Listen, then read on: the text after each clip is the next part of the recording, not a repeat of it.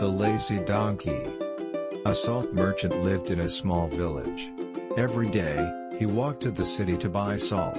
His donkey accompanied him. The merchant loaded the bags of salt on the donkey, and they walked back to the village along the river.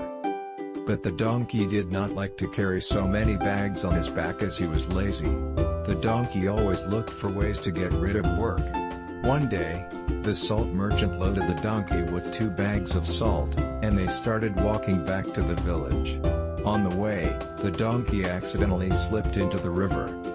The salt dissolved in the water, and when the donkey was pulled out of the river, he felt lighter. The salt merchant had to go back to the city to buy more salt. The donkey thought of this as a good idea to get rid of the load.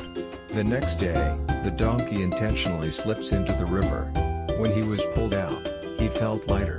The salt merchant understood the donkey trick.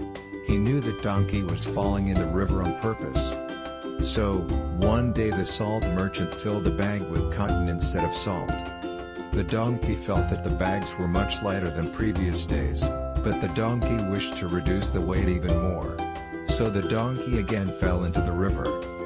But when he was pulled out, the load on his back felt much heavier.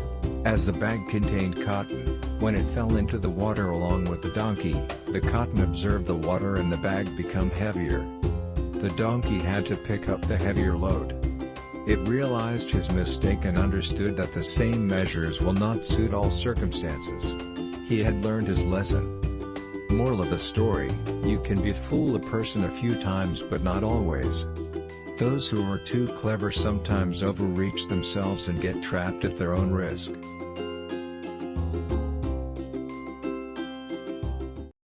Thanks for watching.